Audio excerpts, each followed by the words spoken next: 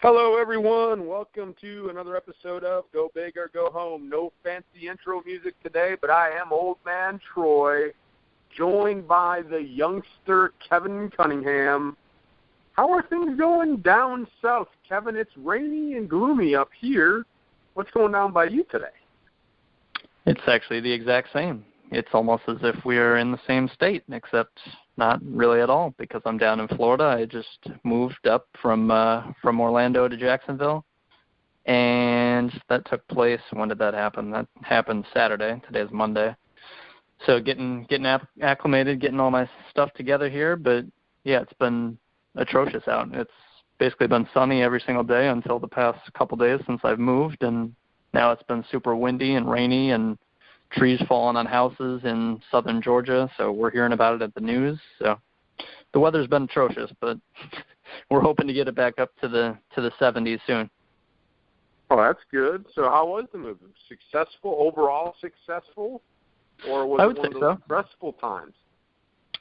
I mean, I think anytime you move, there's going to be a little bit of stress there, but as far as the timing went, actually moving day, we got up at 7 a.m. and we finished at about 6 p.m., which isn't atrocious. And it actually was fine all day, even though it was supposed to be kind of rainy at night. And so as soon as we pulled out of the storage unit, when we got all of our stuff unloaded in the house and then went to the storage unit, unloaded all that stuff, as soon as we got it out of that storage unit driveway, it started drizzling. So it was perfect timing that day. And ever since then it's been crappy out. But perfect timing on move-in day, so I can't complain. Yeah, that's not a bad day. 7 to 6. I remember last time I moved, it took me like 2 days. But then again, I'm older, and I got a lot of stuff. I got a lot of stuff, so it takes me very long. But I'll tell you what, Kevin, we got another great show this week. Last week, very successful. I want to thank the listeners. I want to thank everybody that listened to our podcast. We appreciate it. Hopefully we'll get more listeners this week. I'm going to throw something out there, Kevin. On Twitter, people can get me at TroyRobert967. They can get you at Kid Cunny. I'm going to throw this out there. Does anybody have a suggestion for some really good intro music to a Big Ten show? How does that sound, Kevin? We'll get some input. So find us on Twitter, at TroyRobert967, at Kid Cunny. Drop us some ideas for some intro music. I was telling you before the show, my creative brain is just kind of taking a vacation right now, but still doesn't stop me from knowing the Big Ten basketball world. And it was an okay week. We talked last week. Nothing really intriguing going on as far as, like, must-watch basketball, as far as, games that we would set aside other things and say, got to watch this basketball game. But there were some good games. There were some games that were important for the Big Ten standings, and I'm going to move over to you, let you introduce recap last week's games, and then we'll talk a little bit about those, and then we're going to move in talking about some of the key players in the Big Ten this year. Yeah, like you mentioned, there wasn't, this an insane amount of, intriguing matchups within the Big Ten. We had, I think it was 3 teams in the Big Ten last week that were ranked, and this week I believe it is the same with Wisconsin at 15 now. I think there were 17 last week. Purdue's at 20. I know they're around that same mark, and then Maryland at 22. So that's the Big Ten in a nutshell as far as the top 25 is concerned. But so as far as Big Ten big games, bunch of bigs in there. But this past week, Indiana beat Michigan State. That was, the game we kind of pointed to. If you're going to watch something on the weekend, Big Ten related, basketball-wise, it's going to be Indiana and Michigan State. And Indiana beat Michigan State 82-75 on Saturday.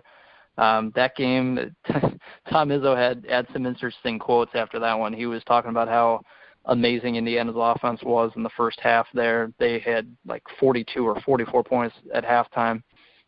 Indiana made 11 threes in that game. I talked about Miles Bridges last week and how Michigan State needs to get him the ball more. He had 13 points, which to me is low. He had 10 rebounds, so he got a double-double. But Indiana's offense, they made 11 threes in that game. I think they were 11 of 24 from downtown, so that's how they put 82 up on Tom Izzo's defense. So like I said last week, Indiana's got a bunch of guards, got a bunch of guys that can shoot it, and when they hit the three, they can obviously beat just about anybody out there. And when the three doesn't go down, they can lose to just about anybody out there. That's, your middle of the pack Big Ten team. So that was kind of the big game last week. Looking at these other ones, Maryland took care of business beating Iowa. Wisconsin beat Michigan. They beat Minnesota. Two teams they should beat. Michigan beat Illinois, and that's a team they should beat. So yeah, I mean that was essentially it. Realistically, as far as the top teams and kind of intriguing games went, I guess I'll leave Rutgers out of there. But if you want to mention Rutgers, feel free. Come on now, Kevin. Rutgers finally got a Big Ten win. They beat a powerhouse in Nebraska. They did. Yes, I'm being sarcastic.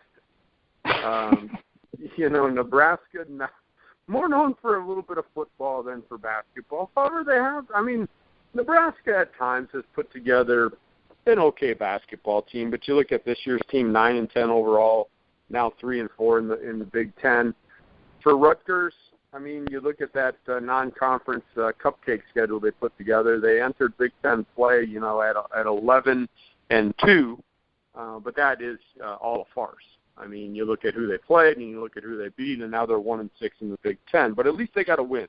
So when you look at the Big Ten standings, there's no 0 at the bottom for Rutgers. But again, too, I will say this, Kevin. It's about athletics, not just Big Ten basketball. It doesn't matter how poor your team is. That's why they play the games. And when you go out, you got to play 40 minutes. And I'm not saying that I expect Rutgers to pull off major upsets this year. But when you look at it, Kevin, Rutgers could be a team that maybe keeps a team out of the tournament or maybe stymies them a little bit for standing play and where the seeding happens in the Big Ten tournament. I could see them getting maybe 2 or 3 wins just because team comes in, like you said, poor shooting day, foul trouble, injuries. You look at their schedule. They've got Maryland coming up. They've got Wisconsin. They got Iowa. Hopefully, for those 3 teams that's not the upset special. But, then you got a Penn State. I could see Rutgers doing some things against Penn State. They've got, other than that, maybe they're not. They got Ohio State, who's not playing very well this year. But I could see Rutgers, Kevin, maybe finishing with 2 or 3 wins. And those next 2 or 3 wins could be very vital to the losing team. I mean, let's face it, Rutgers is not that good at basketball. And if they beat you, that's going to look very bad on your resume for the committee, especially if you're one of those bubble teams. And those are the teams I'm thinking of that could play Rutgers and have a down day, and then all of a sudden, boom, they pull off an upset, and that team's going back home with scratching their head going, what the heck just happened? So, yeah, I want to throw it in there. Rutgers got to win. But, you look at this, Kevin, I want to talk about this Northwestern team. I told you before, and I told you while we were prepping for the show, I'm still not sold on Northwestern. I know they're receiving votes, and I know they're off to a very good start in the Big Ten. But I'm just not sold on this Northwestern team. So tell me why I should be sold on Northwestern. They're 3rd in the conference at 5-2. They're tied with Purdue. I just don't think it's going to last. I don't think they can sustain being 3rd or 4th place in the Big Ten. What are your thoughts? I think with Northwestern, I mean, we're talking about a team here. There are 5 teams right now that have eligibility to get into the NCAA tournament. There are 5 teams that have never made it. I don't remember exactly what the restrictions are. Obviously, there are teams, this is their 1st or 2nd year being eligible for the tournament, so they haven't made it before. But Northwestern is one of those long-standing teams that has never made it. And so they're 16-4 right now. And you mentioned you don't buy them, and I think, I know that I buy them more than you do. I think they absolutely can be a tournament team. You look at any of the, bracketologists and that kind of stuff, and they have Northwestern, clearly in. They're not like an 11, 12 seed clearly on the bubble, which that's something we'll have to talk about later, because when I initially looked this week at Joe Lenardi, ESPN analyst, he does his little bracketology thing where he sticks in teams at exact spots. Like Wisconsin, you're a 5 seed. This is where you're going to play in the first round. This is where you will be, situated when the NCAA tournament comes around. There were more Big Ten teams in his bracket right now if the season ended today than I thought. And Northwestern was on that 8 line, which, again, they're solidly in. They're obviously not a top team, but 16-4, and they are what in the Big Ten now? They're 4-2, 5-2 now. Let me see here. They're 5-2, I believe. I'm losing it right now. Yep, they're 5-2. So they're third in the conference, 5-2. And right now they're just playing good defense. Ultimately, if you look at just looking at points allowed, they're second in the conference behind Wisconsin in terms of points allowed. So, they can score just like any normal team. They're not obviously going to blow you away with their offense. They're led statistically scoring-wise by Scotty Lindsey. He's had a huge uptick from last year. I think he averaged, it was either 6 or 8 points a year ago. This year he's averaging over 16. So his play ultimately is what's giving Northwestern, I think, a chance offensively. And then, like I mentioned, defensively, that's how they're winning games, is they're holding teams down to the mid-60s, and they're able to score in the 70s on a consistent basis. They've won 4 straight. Obviously, like you mentioned, they haven't beaten exactly an amazing opponent to this point. The only team they've beaten that was ranked at the time was Texas, and I don't think Texas is ranked anymore. So they don't have a ranked win so far this year. So I can certainly understand where you're coming from as far as not buying them. Obviously, the rest of the season will play out, and we'll get to see exactly how good they are. This weekend, I think it's one of the biggest games in the Big Ten this week. They get Indiana at home on Sunday. That would be huge. And then after that game, they play at Purdue. They still have to go to Wisconsin. They have to play Maryland. They have to play Purdue again at home at the end of the year. So at Indiana is another game. So they've got Indiana twice, Purdue twice, Maryland, Wisconsin. So obviously they've got the bulk of their Big Ten schedule as far as, heavy hitters and tough games ahead of them. Because to this point, they've lost to Michigan State and Minnesota while beating Penn State, Nebraska, Rutgers, Iowa. And then their last game at Ohio State, they won by 2 points. I think that's a decent victory, but, we've talked about Ohio State before and how this is basically a down year for them. And they're 2-5 in conference. Ohio State's only ahead of Rutgers in the standings. So, you can only take a win against Ohio State so far. But for me, I think Northwestern, in the end, will get a tournament bid, but it's got to win 1 or 2 of these games against these upper echelon Big Ten teams, which they haven't been able to prove yet, but the chances are coming in the near future. Yeah, this is a huge 6-game stretch in my mind. We will find out who Northwestern is over the next 6 games, and this is why. They got Nebraska. Rutgers just took care of them. So, Northwestern has Nebraska at home. So, maybe a pencil a win in there. But then they have Indiana. Then they have Purdue. Illinois is going to get thrown in that mix. And then they have Wisconsin and Maryland, Kevin. So there are 4 major games in my mind there. Indiana, Purdue, Wisconsin, Maryland. 4 games that are very pivotal to Northwestern. So in a couple of weeks, I could be changing my tune about Northwestern, depending on what they do in those 4 games, because they could very likely fall around 500 in the conference, if not below 500, if they lose all 4. And if they lose all 4, to me, then you look at it and say they cannot compete in the NCAA tournament. Their record might say it, but those are the 4 teams that you're looking at that are probably, I don't even like using the word cream of the crop in the Big Ten right now, but those are the 4 teams that you look at in the Big Ten that are probably, outside of Michigan State, that are going to be near the top. So if you want to prove yourself, and if you want to prove yourself to Old Man Troy, you got to win, not necessarily all 4 of them, because even the best teams, that's a 4-game stretch, and those are the 4 supposed best teams. But if you can go 2-2 in those games, okay, maybe then I'll start buying what Northwestern is selling. And I know they play good defense. And you look at what they're doing, and when you play good defense, ultimately that's going to win a lot of ball games. But now, like you said, they need to prove it against the big guns. They need to prove it against the Marylands, the Wisconsins, the Purdues, To me, those are three solid tournament teams as the rankings are showing. And then, if they can come out and win one or two of those games, then I might buy into what they're selling. And even if they go and maybe play tough, but again, playing tough and not getting wins not going to look good on your record. But you look at it, Kevin. If they don't fare well in those 4 games, and let's say they win the other 2, that puts them at 7-6 in the Big Ten and probably drops them into that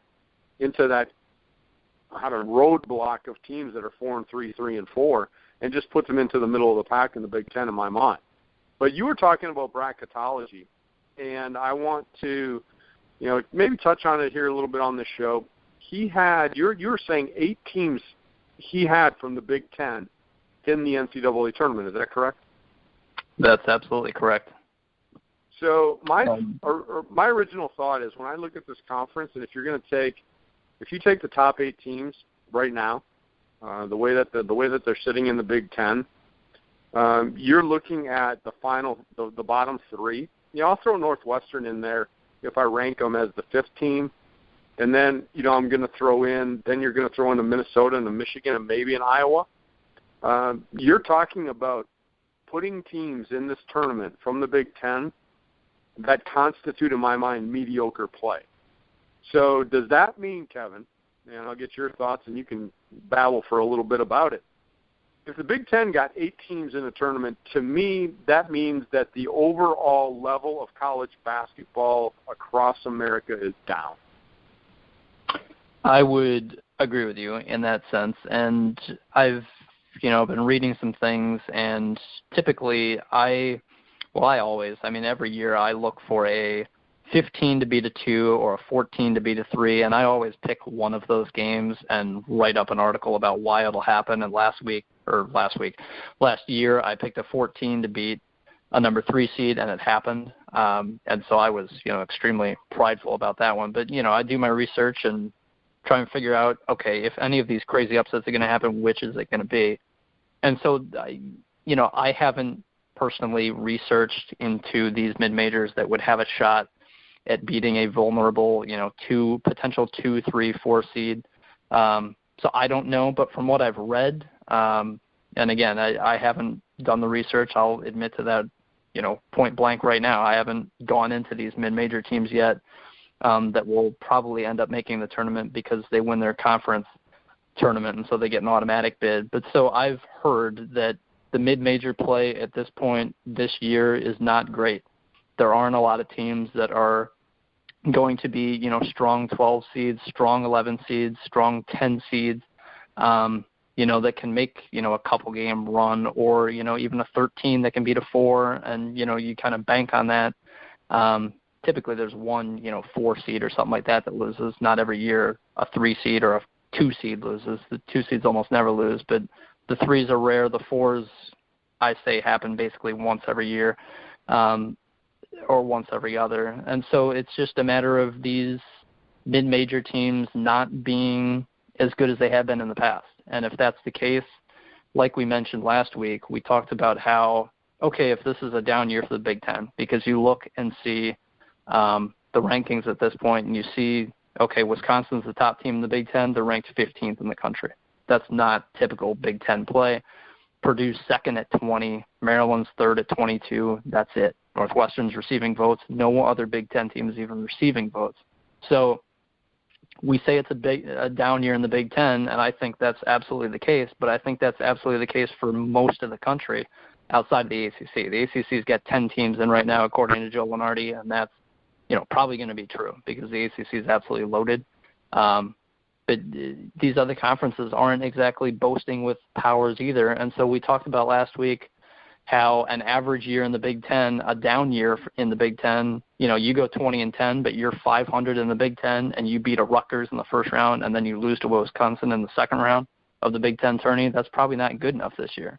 We said that last week, and this week, looking more in depth at things, maybe that is good enough. Maybe if Northwestern goes 21-10 and loses in the second round to a Maryland in the Big Ten tournament, that is good enough. That's good enough to get you a 9 seed or a 10 seed because the play across college basketball isn't strong enough to bump these average teams out. So, I have to say that I'm wrong, because that's what I said last week, that a 500 Big Ten team who goes 20-10, typically, usually in years past, okay, you're in. If you're a 500 team in the Big Ten, that means you're a solid team. You can compete.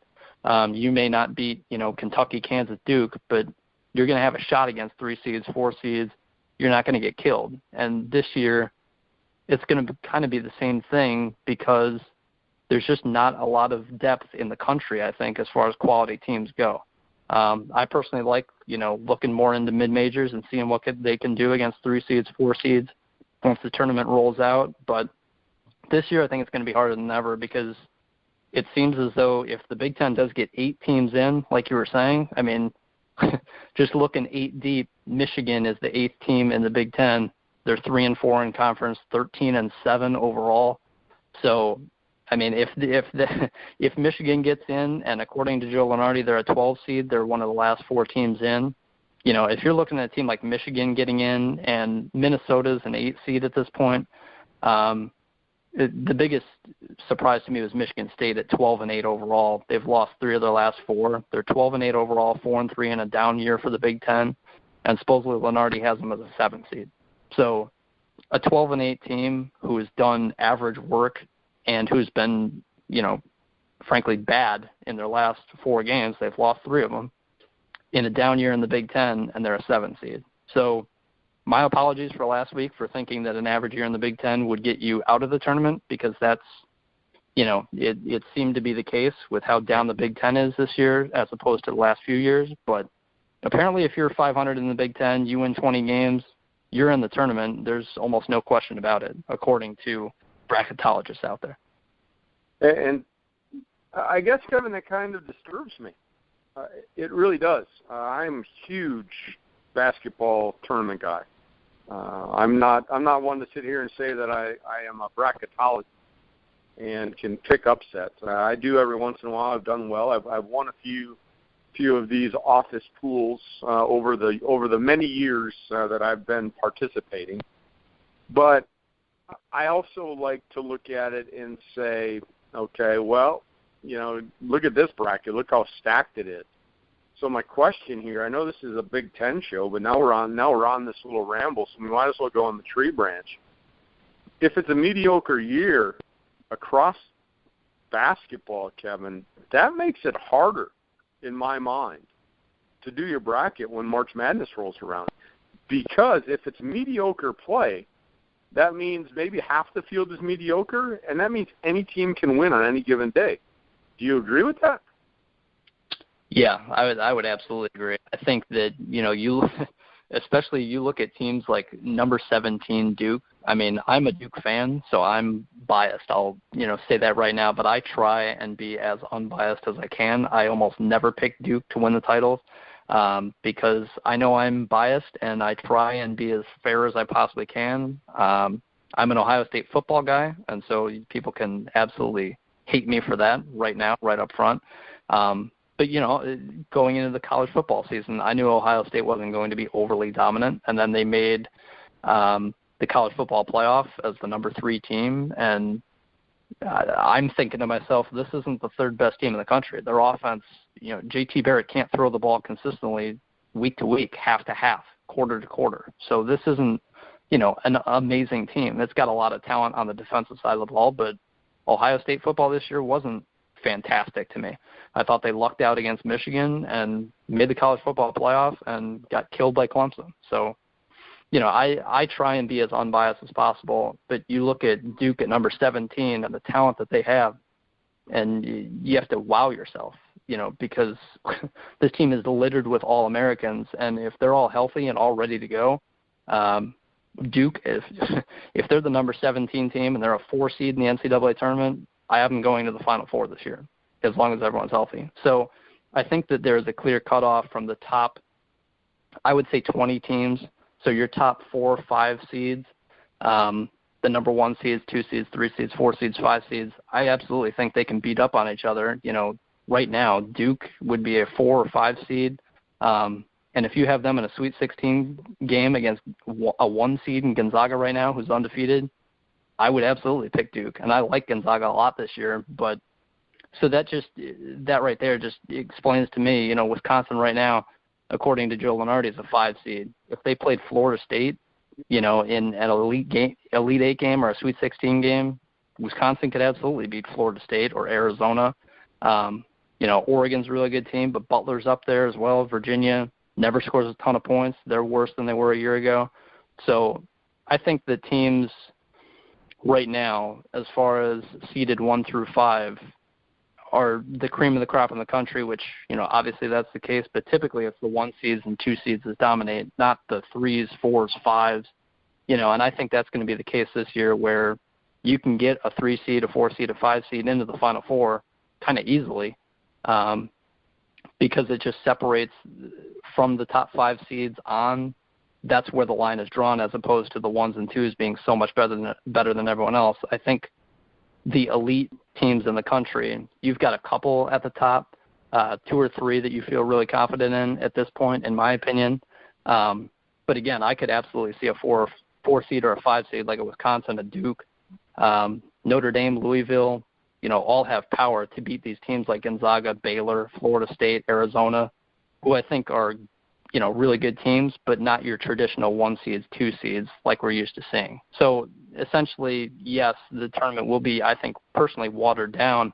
But yeah, it will be harder to pick the top teams to move on because you're going to look at it and say, do I really think Baylor is that much better than Duke? I personally right now think Duke is much better than Baylor. So I would go with Duke. I would pick multiple upsets. If this was the bracket as it is now, I just think there are a lot of very strong 3 seeds, 4 seeds, 5 seeds, and some of the, 2s, some of the 3s aren't that great, and the teams outside of the top 5 or 6 aren't strong because you look at the Big Ten and what they're getting into the tournament right now, and you've got, Michigan State, who's been awful as of late, a 7 seed, Indiana, completely inconsistent, they're a 7 seed, Maryland's a 6 seed, and then Purdue, Wisconsin is 5s. So that's where, I think the 5 seeds get a little strong. That's, the top 20 or so teams in the country. You fit Purdue, Wisconsin in there. But then it's kind of a crapshoot with Northwestern, Michigan State, Indiana. Maryland, I think, is solid but not great. So to me, I think there's a top 20 and then the rest, as opposed to the top 5 or 6 teams in the country and then the rest of the field like it usually is, except the rest of the field toward the bottom, as far as the NCAA tournament is concerned, is usually better as opposed to this year where it's going to be a little worse. Yeah, and I want to throw that out there. I know people have this argument like, oh, these same teams dominate year in and year out, and I'm tired of seeing this domination, blah, blah, blah. I look at it, and, we're talking Big Ten. And in our mind, like you said, it's a down year. And realistically, you look at it, it is a down year. I mean, you don't have these dominant teams. I mean, you got Wisconsin, and what is it, 15? They came in 15 this week, Kevin. That's the highest-rated Big Ten team at 15. Normally, you're used to seeing at least one Big Ten team in the top 10, if not 2. And so to have the highest-rated Big Ten team at 15 tells you that the Big Ten is down overall. And so these people, and I've always said, be careful what you wish for. Do you want a tournament where you have all these, and I guess you use the term watered-down teams? I don't know. I don't know if I like that. I like good competitive basketball. And again, the likes of a Northwestern, and they're having a good year. And I'm not picking on Northwestern.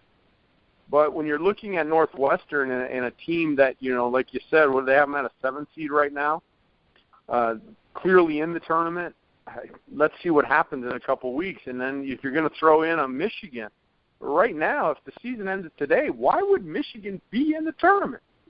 I don't understand that. Now, could they win a game or 2? Yes, they could. So maybe it makes the first round more exciting. But I'm on board with you.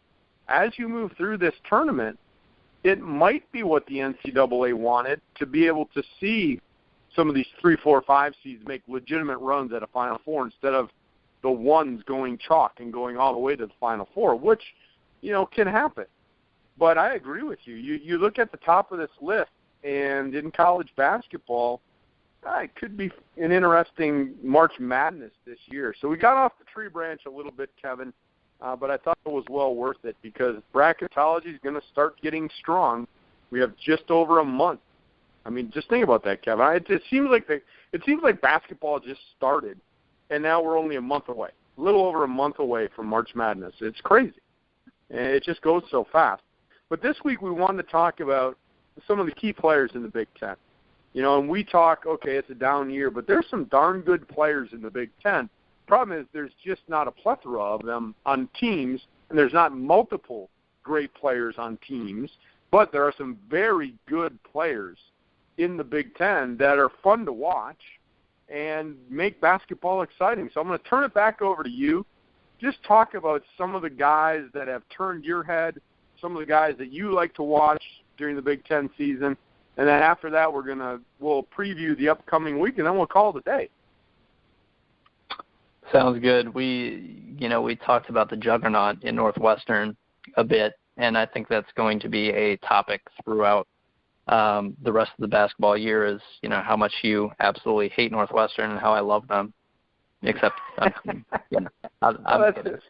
for Northwestern fans. You got to remember, I'm an old man. Northwestern does not equate to good basketball. Okay, so maybe I'm biased, maybe I'm a stubborn old man, but I can't remember when Northwestern had a good basketball team. Oh, wait, I don't think they have had a good basketball team. That's what I said. Yeah. When they can prove me wrong, I will, on this show, I will admit that, hey, Northwestern has a good basketball team. They've got a lot to prove. And, yes. Now that I've said this, though, Kevin, this will be the funny thing. Now that I've said this, and I've been on the show saying it, watch Northwestern win the Big Ten. Then what would I do? What if they came out and won the Big Ten title? What the heck would I do then? I would just have to bury my head, and I would have to say, praise the almighty Northwestern for winning the Big Ten title. So that's probably what will happen now. I'm good for that. But let's move into some of the players. I mean, I'm excited because, like I said, even though in our mind and maybe in a lot of analysts' mind that the Big Ten quality of play is maybe down a little bit, there's some real exciting players to talk about. Yeah. So Northwestern, I'll spare you. Northwestern, Scotty Lindsey, I already talked about him and how he's averaging 18 a game. He's really taken that next step up. He's the reason why Northwestern is getting all this talk on this show, and that's why you can find articles left and right about how terrible Northwestern's been in the past and how they've literally never made the NCAA tournament. So it's not as though you're forgetting one or two great Northwestern teams. You're not forgetting anything because Northwestern's never made it to the NCAA tournament. So this is why they're getting all this talk. That's why, they will be a common, I guess, poor word of choice, joke to talk about on this show because they're not a joke, but we're going to talk about them fairly often and what they do and proving Troy wrong and making Final Fours and stuff like that. But if they do make a Final Four, which I don't think will happen, even though I think I'm positive on Northwestern, as opposed to Troy's hatred, Scotty Lindsey, the junior, he's a 6'5" junior. Like I mentioned earlier in the show, as a sophomore, he only scored 6 points a game. And this year averaging 16, and so, his rise to stardom as a junior, to me, he absolutely has to be up there for most improved Big Ten player of the year. If it's not him, it's probably Caleb Swanigan of Purdue, my favorite Big Ten team this year. I typically don't like Purdue's teams. I'll, say it right out there, but this year, Purdue, I like their team a lot because of what they have inside. And so I'll get to Purdue. But Northwestern, Scotty Lindsey, like I said, if he doesn't win Most Improved Player of the Year, it would go to Swanigan, and I'll talk about him. But Lindsey has certainly upped his play to this point. He's the reason why Northwestern has a solid offense, and defensively, Northwestern's second in the Big Ten. And so when you have an average offense and you have an elite defense, as far as the Big Ten's concerned, you're going to have a pretty good team. And that's what Northwestern has done to this point. But like we've talked about, Northwestern hasn't had that signature win. They don't have these victories on the schedule that lead you to say, okay, Northwestern's defense actually is really good because they beat Nebraska, because they beat Rutgers, because they beat Iowa. That's not necessarily pushing its cause, pushing the praise for Northwestern. They have to beat these teams like Troy talked about earlier with Indiana, Purdue, Wisconsin, Maryland grouping up on the schedule. I think those right now are the top 4 teams in the Big Ten. I think, you wanted to make that distinction of which teams are separating themselves. Like I said, Indiana just beat Michigan State. So I would say those are the top 4 teams. Northwestern, if you're listening, if Scotty Lindsey's listening, he's done a hell of a job to this point. And if Northwestern wants to prove Troy wrong, it's going to have to happen sooner than later because these next 6 games are loaded for Northwestern, and Lindsey's going to have to be the catalyst. But outside of Lindsey, like I mentioned with Purdue, I'll just mention these 2 players for me, and then I'll kick it off to you. But Swanigan, like I said, if Lindsey doesn't get Most Improved Player of the Year, it's Swanigan for me. And, this stat I threw out last week where Swanigan had 4 20-20 games to this point, 20-point, 20-rebound games. He's got 4 of them so far this year. And the rest of the country, the entire country, has 4 20-20 games to this point in the season. So he's certainly he was a 5-star recruit. He was supposed to be great, and his freshman year, he averaged 10 points. He averaged 8 rebounds. He showed promise. And this year, it's taken off. He shot 46% from the field this year. He's shooting 55% from the field. He's averaging almost 3 assists a game as a big man. He's averaging 18 and 12. Like I said, he's got 4 20-20 games to this point. So Swanigan is a huge reason, literally a huge reason, why I love Purdue. 6'9", so he's not, an enormous big, but 6'9", 250 pounds. He makes his presence felt. And he's only a sophomore, but he's a 5-star recruit for a reason, and he's showing it. That's why Purdue is my favorite team. That's why they're the number 20 team in the country. That's why Joe Lunardi has them as the number 5 seed right now. So him and Haas for Purdue down low, that's, they're going to be able to compete with anybody inside and on the boards because of what Swanigan and Haas can do. So, yeah, I mean, Swanigan and Lindsey, Swanigan, the big man from Purdue, and Lindsey, the guard for Northwestern. Those are the 2 guys I like to, I guess, keep my eye on a, every night basis. If Northwestern's playing, Scotty Lindsey's interesting. If Purdue's playing, Caleb Swanigan's interesting. So those 2 guys to me stand out. Troy, or they're, if one of those 2 guys, obviously not Lindsey because he plays for Northwestern, but Swanigan, I'm guessing, is on your list for guys to watch.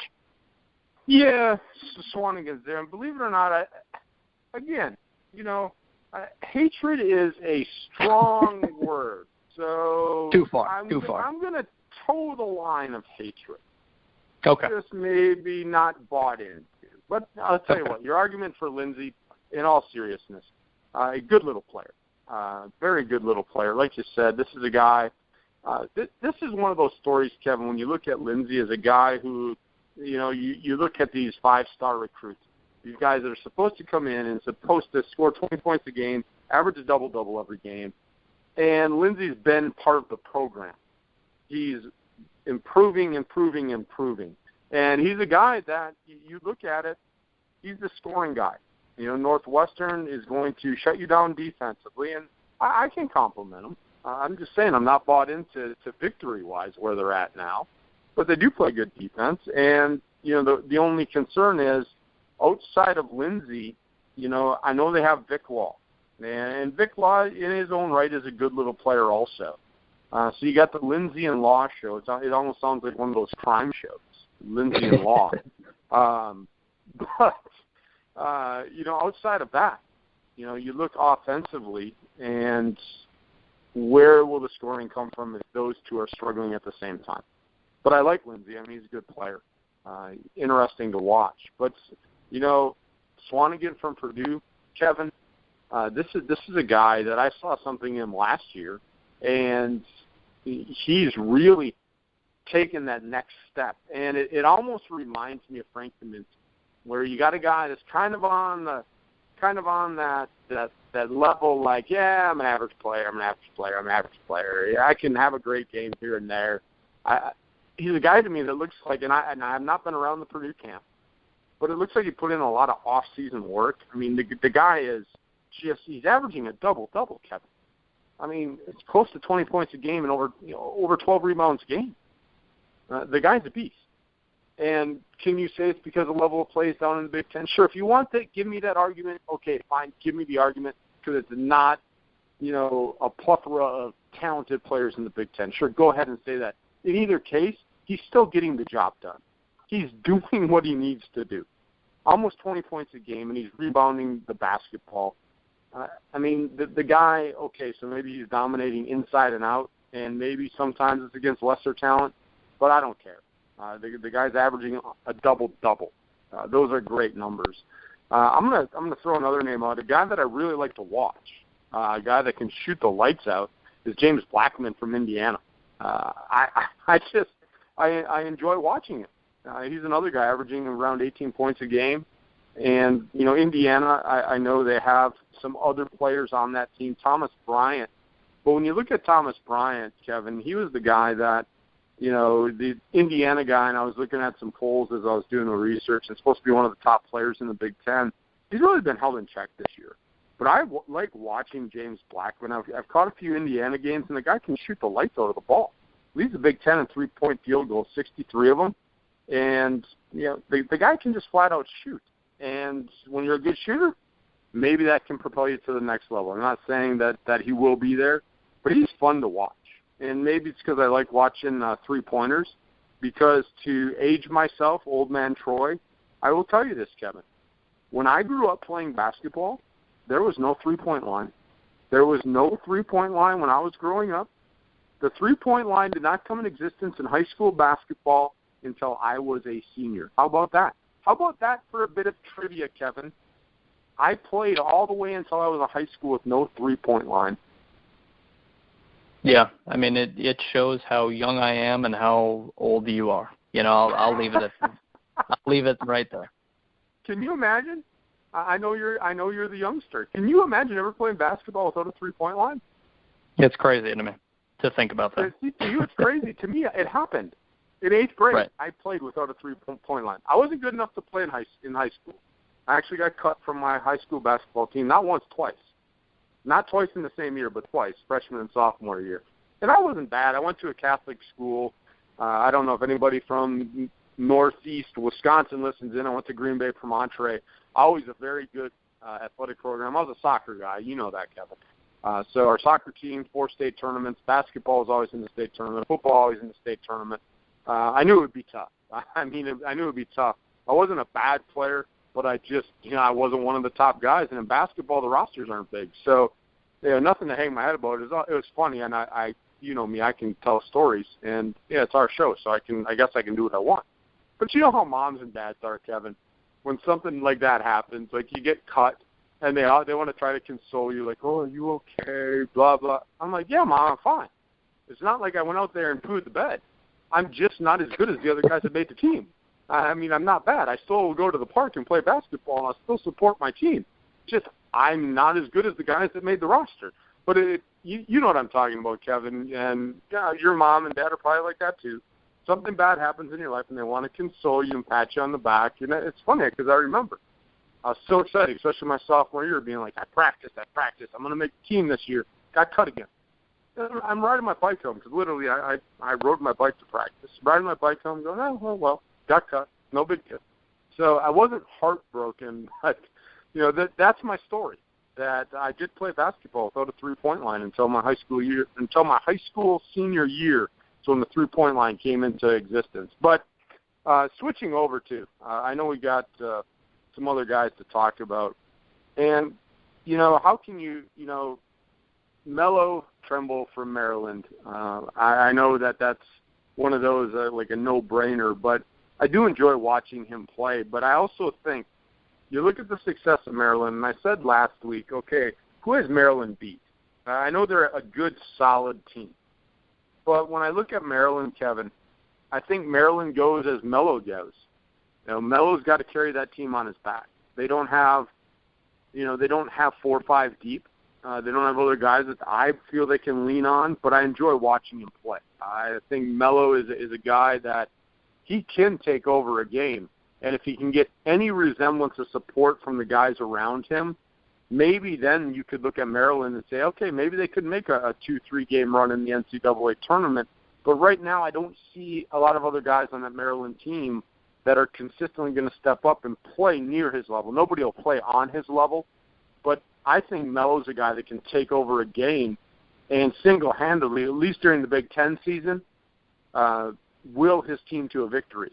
Because you know if it's a close game, you know if they're down, it's going to be the Melo show. And so if you're an opposing team and you can shut down Melo, you can, in my mind, shut down Maryland until somebody else steps up and proves that they can have any resemblance of consistency around him. I mean, they're off to a good start, but I think as you get deeper in the season and you get to those tournament games in the NCAA tournament, Maryland's going to need to have two more guys step up to consistently help out Melo because he cannot carry that team on his back. So that's where my concern is with Maryland. It's not that I don't think they're a good team.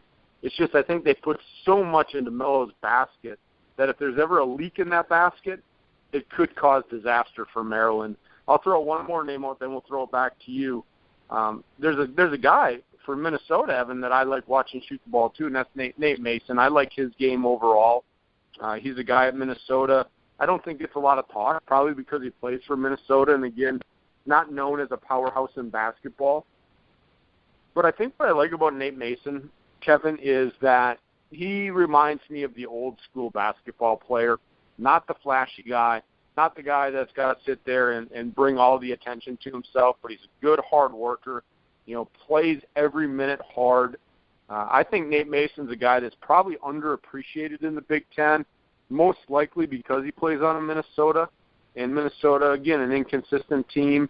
But Nate Mason is a guy, you look at his overall basketball game, I like the gritty way that he plays. And I think he's fun to watch as I watch the Big Ten. So I know there's a bunch of other names out there, Kevin, so if you want to comment on Melo, if you want to comment on Nate Mason, feel free, and then throw some other names out there. Yeah, I mean, you talked about Blackman, and I 100% agree with you that, sharpshooters are fun to watch, and I myself loved shooting the ball. I am, not a cocky person whatsoever, but if there is something that I can do well in life other than talk about Big Ten basketball, it would be shooting the basketball from the outside. That's something that, if I play, that's what I did growing up, was play basketball. So you shoot three-pointers because you're used to having a three-point line, right? Yeah, I'm used to that arc thing going around the outside of the court. Yeah, I like that three-point thing. So that's that's my thing. That's what I did growing up. I played some point guard. I played a lot of shooting guard because I could shoot the ball. That's my specialty. I think I can pass the ball well. I think I know that I can shoot the ball well. That's, growing up, that's what I did. Like I said, I played recreationally. I played travel basketball throughout my childhood. That was my life. I was a basketball kid. There's no doubt about it. That's what I did 12 months out of the year growing up in Florida. That's all I did was play basketball all year long. So shooting the ball is exciting to me. It's fun to watch. It's fun to watch how a player receives a pass and to see which way their body is leaning and to tell before the shot is, reaches the basket, before it's even at the midway point, just to see a player's feet and where his toes are pointing and how a player catches the ball, where his body is leaning as to whether he's going to make or miss the shot. And I almost get it right every single time because that's just shooting mechanics. That's just interesting to me because I'm a shooter first and foremost. So it's always interesting to me watching a game and to see a three-point shooter come off a screen and his body's going the opposite way, the way he wants to shoot it, and his feet aren't set. And I can absolutely tell 9 out of 10 times he's going to miss the shot, and they do. So that kind of stuff's just interesting to me. That's my personal backstory with basketball, I guess. That's my nerdy self coming through. But so, yeah, you mentioned Blackman, and his freshman year, he scored 15 points a game. He shot 38% from three. Then sophomore year, upped it to 46% from three, 15 points a game again. And now this year, 18 points a game, down to 43%. But, again, if you're shooting 43% from three, that's pretty damn good. So, yeah, you mentioned Blackman. He's a sharpshooter. I think he makes it to the league, personally, the NBA. he's a guard with, some size. He's not huge, but again, if you can be a 3-and-D guy, those are, worth a ton in the NBA. Just knowing your role, being able to shoot the 3 ball. James Blackman Jr., personally, I'd be surprised if he didn't make the NBA. And then you talked about Melo Trimble, and we talk about the Big Ten being down, and this right here, this team is one of the indicators why. Not that Maryland's down, but last year Maryland got all this praise, and they were supposed to be a 1 seed. They were a preseason, I wouldn't say favorite, but one of the top 2 or 3 favorites to win it all last year. And so this year's team is 17-2, but they're ranked, 22nd, I believe, in the country, something like that. So, this Maryland team, 17-2 overall, and yet they're in the back end of the top 25. Meanwhile, a year ago, if Maryland was 17-2, they'd be, top 3 in the country. So it just goes to speak as to what the rest of this Maryland team is and how Trimble is their go-to guy offensively, as a leader, as everything. Because like you said, as Maryland goes, as Melo goes, Maryland goes. And so this is where the Big Ten, I think, is lacking, where you have some of these guys like Swanigan, and he's looking for that sidekick, and he's got Haas down low, but, the guards you're wanting more from. And Wisconsin, their big 3, which I have to give you credit for. You didn't mention a Wisconsin guy, and I think that you have to get props for that, because Wisconsin's got some players, and you didn't mention one. So I just had to give you a shout out there.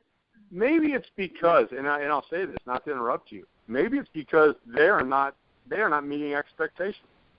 I follow Wisconsin basketball very closely, and you look at these guys, and I'll mention them now, and you've got Nigel Hayes, and you've got Bronson Koenig, and when I look at this team, Kevin, they, to me, are just not getting it done all the time. Yeah, record-wise, people say, well, Troy, they're the top-rated team in the Big Ten, ranked 15th. But maybe my expectations, and maybe it's unrealistic. Maybe my expectations are unrealistic. But when you look at Nigel Hayes, Kevin, 13.9 points a game, Nigel Hayes should be dominating this league. That's why I didn't mention him.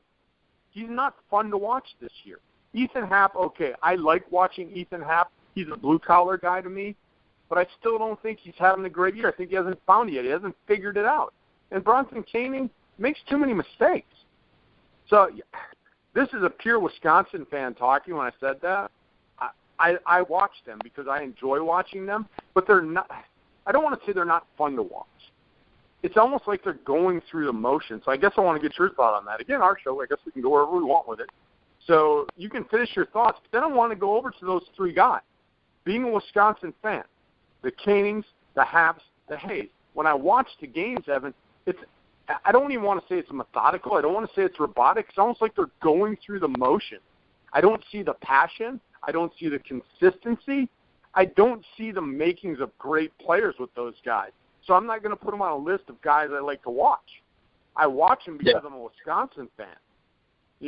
There's no way, like, if Blackman was on Wisconsin, yeah, that would be great. I love watching the guy shoot.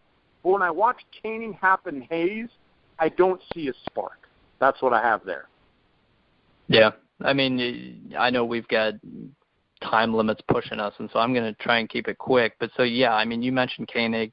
Well, you mentioned Hayes, and absolutely he should be averaging more than 13 a game. There's no question about it. 46% from the field, it's fine. But, yeah, I mean, 13 and 5, 5 rebounds a game. He's got 3 assists a game, so he's, I guess, trying to be that more of a playmaker. But, yeah, he should be dominating more than he is. Koenig at 14 a game, he's got the ball in his hands, and he's averaging 2 assists a game. So Koenig needs to step up his play. Ethan Happ, that's the one guy I was going to mention if I was going to mention a Badger. Being 13 and 9, obviously he's getting the boards. He's, shooting 60% from the field. So I think Happ's doing his job. He only gets 25 minutes a game, which to me is odd. But, yeah, the big 3 for Wisconsin has to step up more. I think that maybe you could be asking a little too much because, I mean, ultimately you look at this team and they lost to Creighton. when they were fully healthy early in the year, and Creighton was dominating everyone this season before they started getting injuries. And then they lost to North Carolina. That's North Carolina. That's understandable. And then Wisconsin went to Purdue and lost. Those are their 3 losses this year. So I don't think you can bang on Wisconsin. They're 16-3, but I completely agree with you that these 3 and the team overall needs to step it up. They've beaten, in my opinion, every team that they should have, and the teams they lost to, yeah, I would pick Purdue at home over Wisconsin. Yeah, I would pick North Carolina and Creighton healthy against Wisconsin. I think those are better teams. I think Wisconsin's better than Creighton now, that Creighton lost their point guard, but that's a different story. That's a different conference. So, yeah, I mean, coming up here, when Wisconsin plays Northwestern, when they play Maryland, when they go to Michigan State, when they play Indiana, again, they've got to prove it. They've got to, if you are the top team in the Big Ten, you've got to prove it. And to this point, I guess they have, but at the same time, beating Indiana on the road is a good win, but Ohio State, Michigan, at Minnesota, having to go to overtime, that's not entirely impressive, but they're getting it done. I just think that ultimately they need more signature wins, and the Big Ten doesn't have a ton of signature wins to give, ultimately. Yeah, I'm on board. Like I said, I'm not going to hide the fact I'm a huge Wisconsin fan. And you're absolutely right. Their losses are against good teams.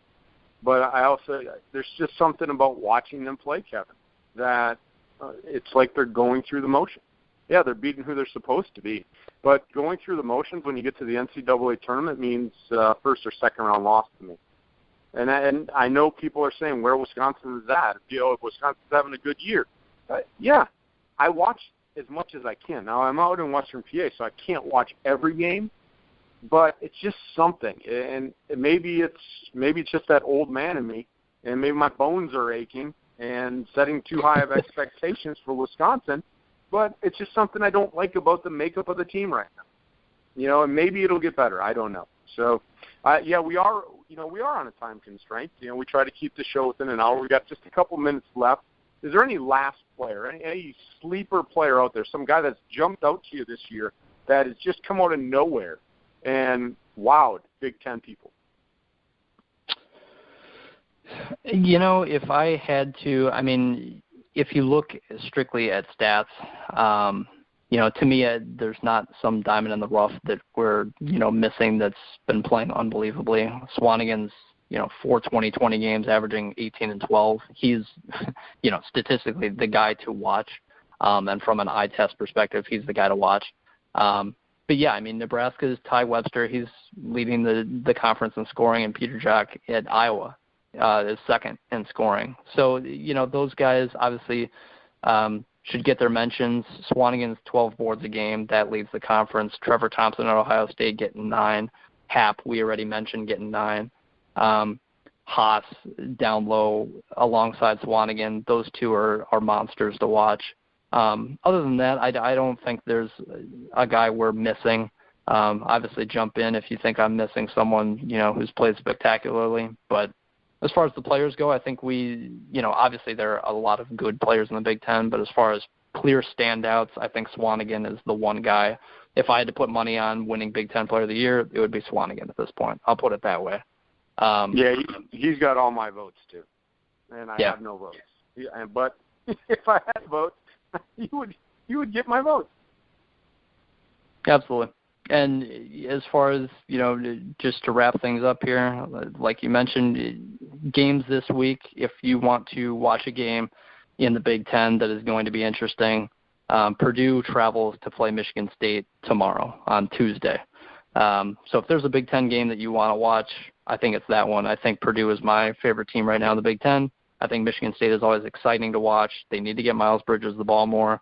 If Michigan State wants to turn things around, like I mentioned earlier, they've lost 3 of their last 4. If Michigan State wants to turn it around, they're getting a home game against a really good Purdue team who has great size, and Michigan State could use some size. So it's going to be a very interesting matchup. If Michigan State wants to turn things around, it's here. And if Purdue wants to prove that they are a top team who can threaten anybody in the country, go to Michigan State, win a game, prove that your bigs are legitimate.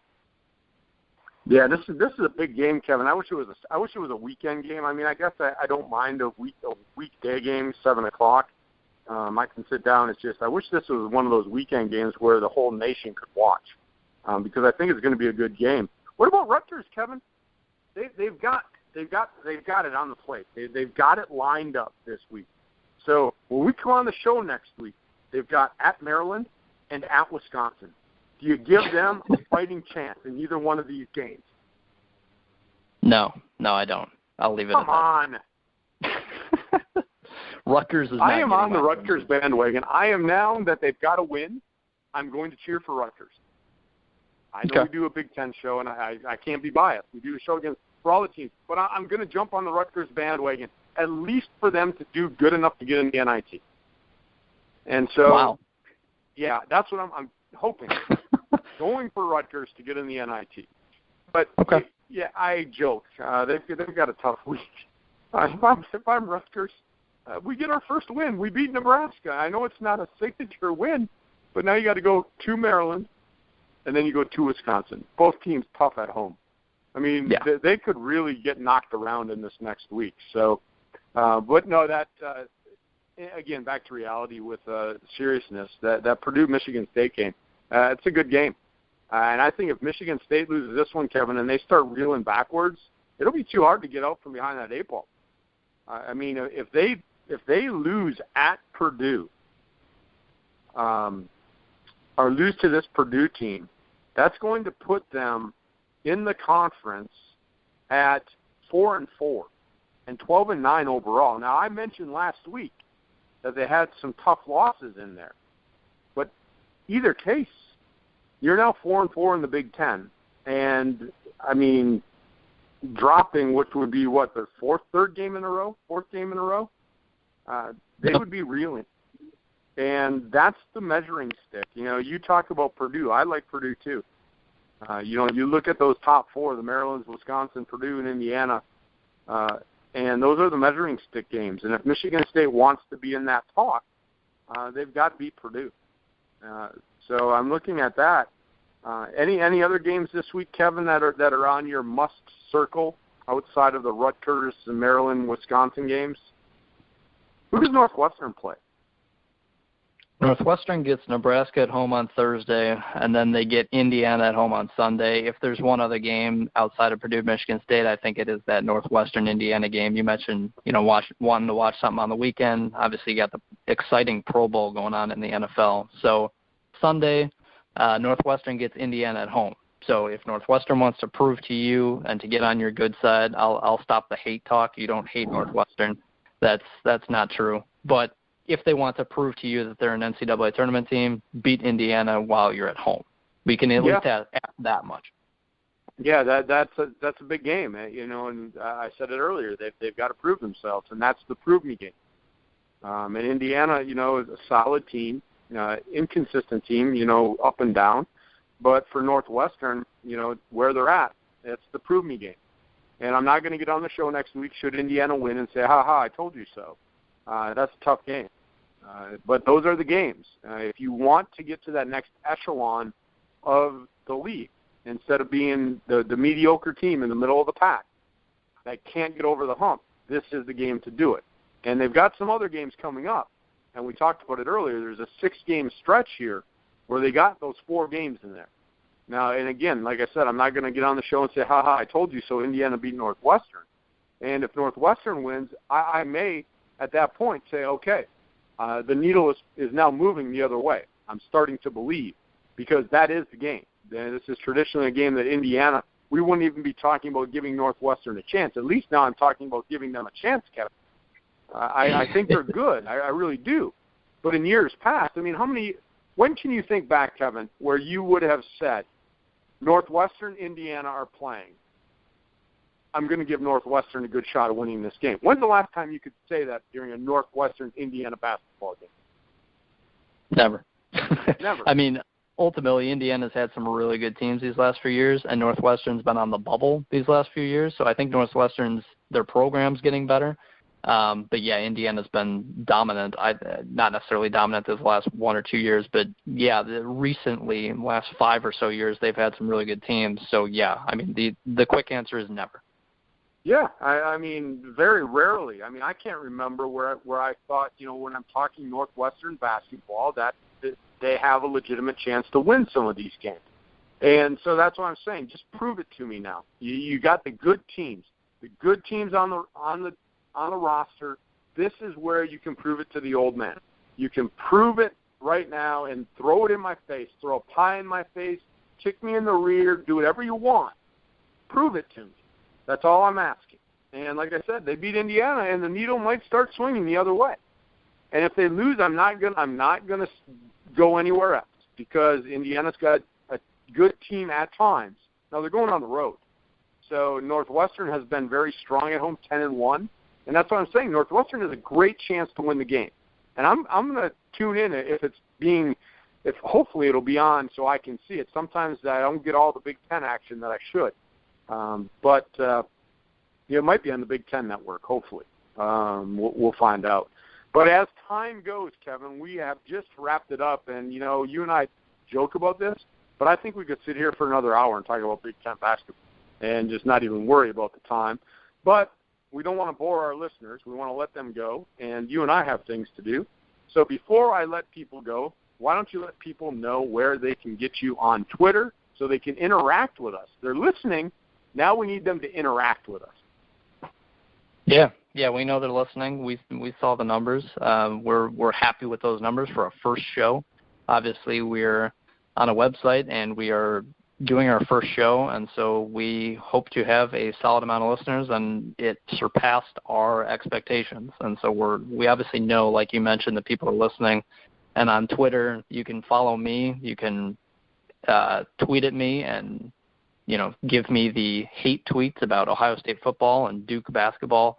Those are two blue blood programs in their respective sports that get a lot of hate, and deservedly so. And so if you want to, send me some hateful tweets, you want to tell me how much you love Northwestern and you agree with me, then you can do that at Kid Cunny. That's why Troy calls me the youngster Kid Cunny, at KIDCUNI. That's my Twitter account. I like all sports, so I tweet about everything. But Big Ten basketball, that's what this show is about, and that's why we talk every week for at least an hour. And like you said, we could easily make it a 2-hour show if we wanted to. Yeah, and I call you the youngster, too, because of what I joked about before. You grew up not knowing what it was like playing basketball without a three-point line. I did. I actually played basketball on a court with no three-point line. Like, it wasn't there. It wasn't there. So, that's why you're the youngster. You know nothing but a three-point line. If that makes me young, then I'm young. I'll admit to it. Yeah, so I know what that is.